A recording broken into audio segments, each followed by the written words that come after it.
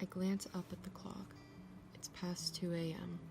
This marks a whole day with nothing in my system. This marks 20 hours of hell being poked and prodded a dozen times.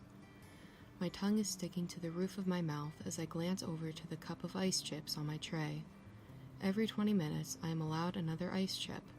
I never thought I would miss the perfect simplicity that is tap water. There she is, my mother says, encouragingly but tiredly. This whole day has wrung both of us out like an emotional wet towel. I see my nurse round the corner with a smile on her face and a plate in her hands. I try to smile back, but my lips were so dry I could feel them start to crack in the corners. This was the last option they had in the cafeteria, she says, as if apologizing in a way. I shake my head, dismissing it. I would eat dirt on a china plate if that was offered to me as a meal right now. Even before I entered the ICU, my palate had been limited to popsicles, beef broth, and lemon water. They thought I had a persistent stomach flu. Turns out I had type 1 diabetes. My nurse sets the tray in my lap and takes off the plastic top. It appears as if the tray is a work of geometric art.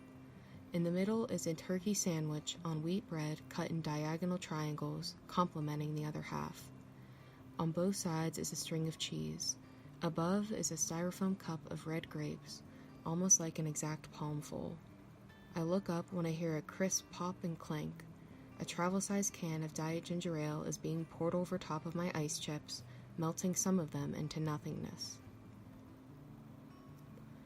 I start to take hold of my sandwich, but my nurse interjects. She sounds so apologetic again, but this time with a better reason. Wait, you have to take your shot first. My heart stops for a second.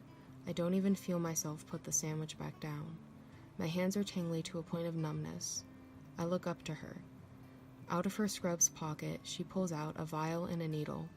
While my eyes stay on her as she preps the shot, my mind is anywhere else. I hear her through a thick, desensitized filter. She's talking about how the food is numbers and those numbers translate to a dosage. It all sounds like gibberish. I just remember thinking, please be over, please be over. Next thing I knew, she had a strong hold of my tricep, and a slight but prevalent pinch made its presence known in my skin. I let my breath out as she takes the needle out, the longest 10 seconds I had experienced. My mom lessens her iron grip on my hand as she also lets out a relieving sigh. My hands gain feeling again, my heart slows down, and I reach for a grape. I could handle a grape right now. Just one after another, grape after grape, breath after breath, shot after shot. I take a sip of my drink, but the carbonation seems to attack my parched tongue. I persist and gulp it down, desperate to feel hydrated again. The prickly bubbles slide their way down my throat, seeming to hit every ridge on the way. It swishes in my stomach as I move on to the turkey sandwich. The turkey felt cold and nice on my tongue. Even my own worst enemy, mustard, isn't able to ruin this moment. As I made my way through my sandwich, I glance out into the hall. A parent walks by, a cluster of red and blue get-well-soon balloons in hand. They are for the infant next door. I couldn't comprehend how overwhelming this must have been for a baby.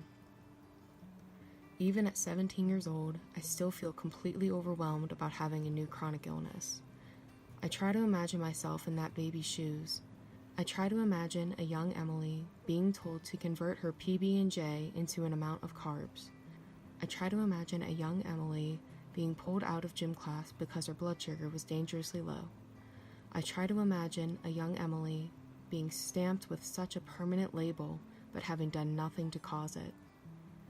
Thankfully, a young Emily didn't have to deal with it. However, a modern Emily and a future Emily will have to. But just like the cup of grapes, I'll deal with it all, one at a time.